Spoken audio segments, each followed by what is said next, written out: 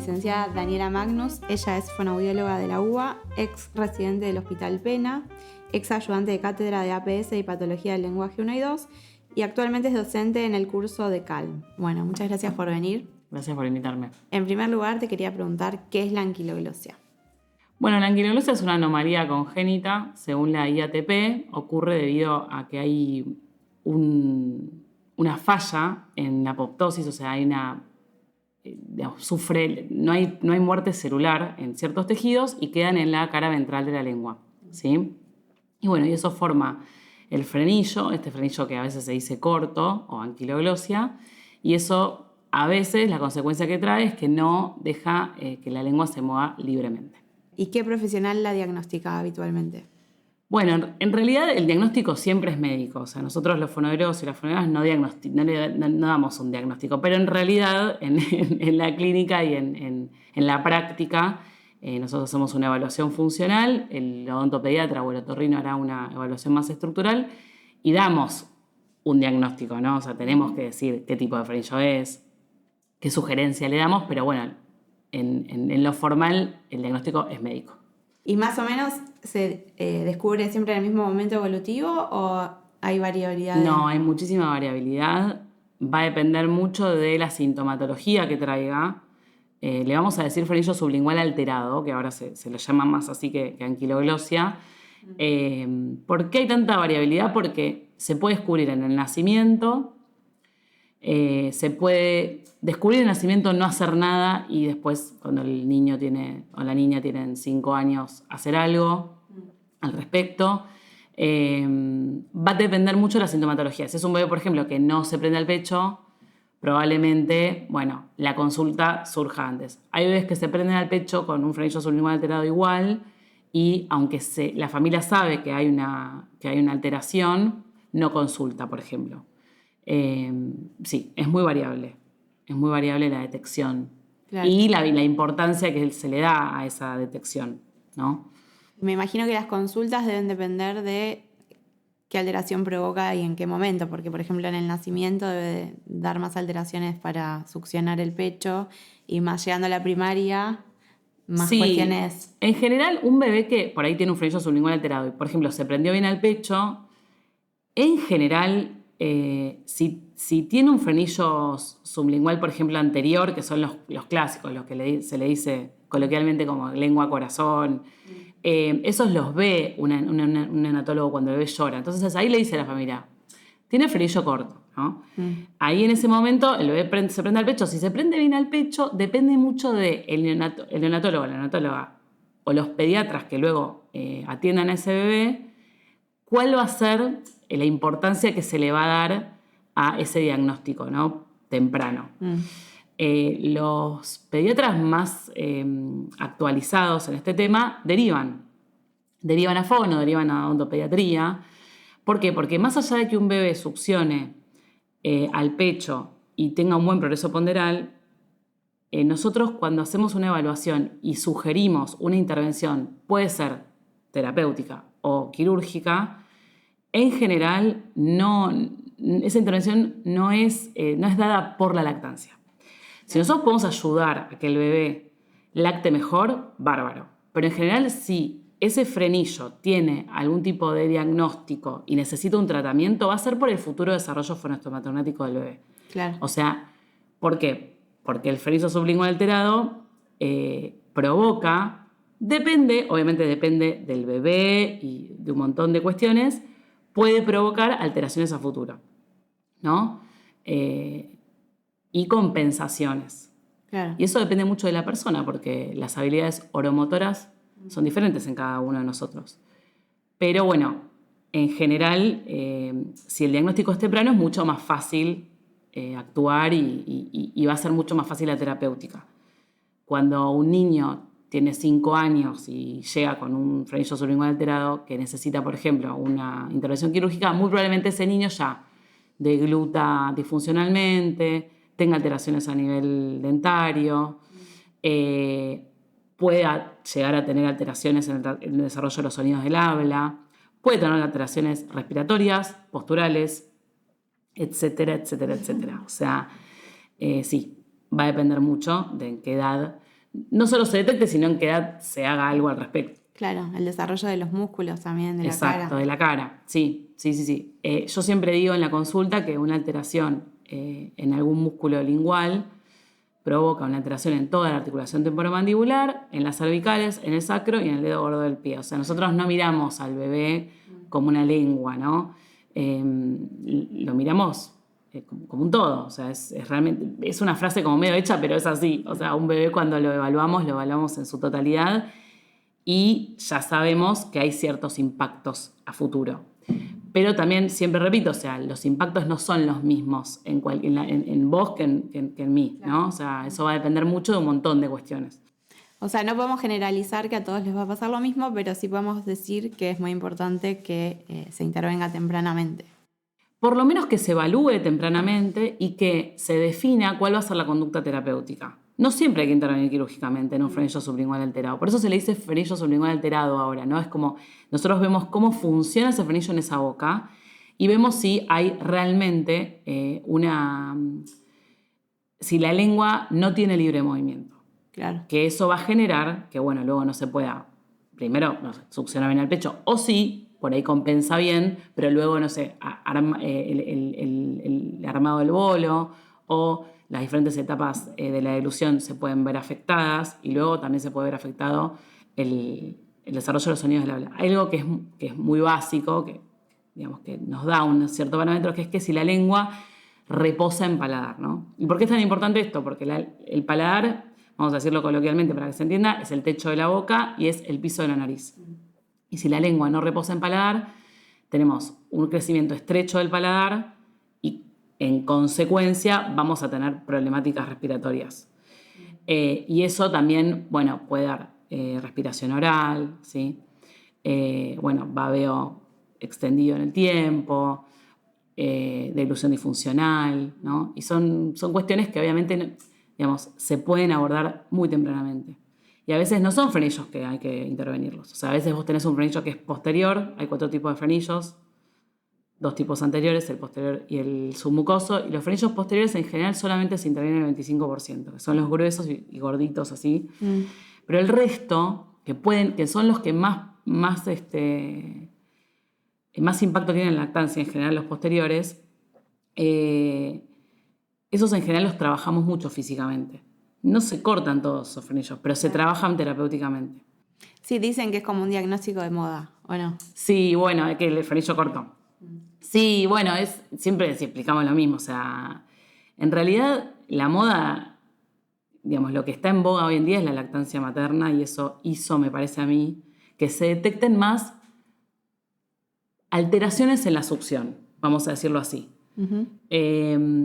O succiones inmaduras, disfuncionales, porque las mamás hoy en día quieren amamantar. Amamantar sabemos que es un proceso en el cual el bebé además tiene que progresar ponderalmente, o sea, tiene que ganar peso. Es un proceso que en general lleva su tiempo en establecerse correctamente. Y también están los tiempos de los médicos, ¿no? De cuánto tiene que pesar ese bebé, de cuánto tiene que aumentar control a control, de cómo esa mamá está preparada para la lactancia, de si, digamos, si tuvo un buen embarazo, si tiene algún problema médico, bueno, un montón la lactancia está atravesada por un montón de cuestiones muy complejas que nos las hacen ver como muy sencillas, pero son muy complejas. Entonces, yo creo que hoy en día, como las mamás quieren amamantar, se ven en algunos momentos, algunas personas se ven en una situación en la que no pueden amamantar, y una de las razones podría ser el frenillo sublingual alterado. ¿Sí? Igual siempre digo lo mismo, el frenillo sublingual alterado no viene solo. Siempre hay alguna cuestión más que no ayuda a la alimentación por pecho directo, pero creo que se detecta más por eso. O sea, hay más evaluación, se detecta más. No es una moda, no, para nada. No. Bueno, está bueno. Bueno, ¿qué impedimentos provoca? Ya me contaste, más o menos según el momento. ¿Cuál es el tratamiento a seguir y qué profesionales intervienen? Eso podríamos hablar un poco de la interdisciplina. Sí, la intervención va a depender también mucho, ¿no? O sea, depende del momento en el que se detecte, depende de qué tipo de frenillo sea. O sea, un frenillo, por ejemplo, vamos a agarrar una situación sencilla. Viene una familia que el bebé nació, bebé sano, mamá con buena baja de leche, bebé que se prendió el pecho, pero tiene un frenillo tipo 1, un clásico que lo conoce todo el mundo, que lo detecta todo el mundo.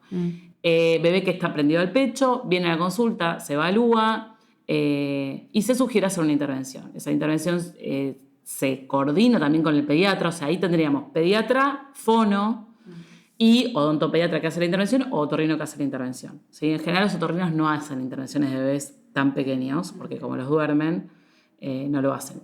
Puede ser una frenotomía, no una frenectomía que se hace con tijera, que eso sí lo puede hacer un otorrino en consultorio, pero en general es pediatra, fono y odontopediatra. Ahora bien, hay 80 millones de situaciones. Podemos tener que llamar y consultar, interconsultar con osteópata, cirujano maxilofacial, psicóloga perinatal y, bueno, siempre va a estar implicado el odontopediatra, fono, otorrino y el pediatra del paciente. El pediatra del paciente es muy importante en todo esto. O sea, yo siempre digo lo mismo, o sea, el pediatra tiene que estar enterado, es el médico clínico del paciente y en general queremos que esté de acuerdo en hacer esto, ¿sí? O sea, no siempre están de acuerdo, pero ahí deciden las familias, pero en general queremos tenerlo de nuestro lado, queremos que nos diga este paciente está clínicamente apto para hacer esto y acompañe el abordaje temprano, ¿sí? También están implicadas, por supuesto, las puericultoras y los especialistas en lactancia, que son muy aliados de nuestro trabajo. Esos también en primera línea siempre. Pero bueno, el equipo puede ser enorme o puede ser más pequeño. Claro, depende del caso. Depende del caso. Sí, depende del caso. Pero en general el grupo es pediatra, odontopediatra o otorrino, fono, pueri o especialista en lactancia. Y osteópata. O sea, somos varios en general. Después, la psicóloga perinatal está cuando, bueno, uno detecta alguna cuestión relacionada con una depresión postparto o con alguna cuestión que tenga que ver con hacer la intervención, que no sé, hay familias que quieren hacerla, pero tienen mucho miedo. Entonces, bueno, se acude a un apoyo terapéutico ahí. Bueno, ¿y qué pautas podemos darle a los padres y a otros profesionales de la salud o que estén en contacto con niños? Para mí la pauta fundamental es, primero para el diagnóstico temprano, es si un bebé no tiene ninguna patología, es un bebé término, que le cuesta alimentarse al pecho, o también le puede costar a la mamadera, porque digamos, también tenemos pacientes que toman biberón y chasquean. Pensemos que una succión disfuncional es mucho más que no progreso en peso, sino que tienen aerofagia, o sea, traga mucho aire, tienen reflujo, que se debe también muchas veces a la aerofagia por las presiones faringias, por el desequilibrio de las presiones faringias. Bueno, un bebé que no se le llega a un pediatra o una puericultora que en las primeras 2 semanas no aumentó bien de peso y no hay ninguna cuestión que justifique esto más que no se está alimentando bien, está bueno que tenga una interconsulta con fonoaudiología. No todos los pediatras conocen nuestro trabajo, ni todos los especialistas en lactancia tampoco lo conocen, entonces está bueno. Claro. Y después, con pacientes más grandes, bueno, consultar, que el pediatra haga la derivación a fono. O sea, un niño o niña que tiene un frenillo sublingual alterado va a tener implicancias en su desarrollo. Pueden ser más o pueden ser menos, pero va a tener implicancias en el futuro desarrollo fonoestomatognático. Claro. Entonces está bueno consultar, siempre consultar con fono, porque a veces se consulta directamente con el otorrino o con el odontopediatra. Y ellos trabajan la estructura, pero nosotros trabajamos la función. Siempre digo lo mismo, o sea, vos cortás el frenillo, pero no resolvés el problema de lactancia cortando el frenillo. O cortás el frenillo y no resolvés la dificultad fonética. O cortás el frenillo y no resolvés la dificultad deglutoria. Claro. Necesitas trabajar la función. Hay que rehabilitarlo. Hay que rehabilitarlo, exactamente. Sea un bebé o sea un niño de 5 años o una persona de 25. El frenillo tiene altos índices hereditarios. O sea, es muy probable que si el bebé tiene un frenillo corto, un frenillo sublingual alterado, los padres o los tíos o alguien de la familia tenga frenillo sublingual alterado. Claro. Entonces, bueno, esto hay que abordarlo, o sea, tanto estructuralmente como funcionalmente. Y con respecto a lo que me decís de la moda, sí me gustaría aclarar esto, ¿no? Digamos, no todos los frenillos hay que abordarlos quirúrgicamente. De hecho, te diría que la mitad de los que llegan al consultorio no se abordan quirúrgicamente. Se abordan con terapia miofuncional y con osteopatía. Y después se hace un seguimiento de ese paciente y van bien. Pero bueno, por ahí también es verdad que es una temática bastante nueva, ¿no? No es nueva, pero es bastante nueva. Y ha generado mucha controversia con respecto a qué frenillos se intervienen y qué frenillos no. Es verdad que no hay un consenso. Es verdad que las rutas de evaluación, o sea, los elementos de evaluación que nosotros tenemos son muchos.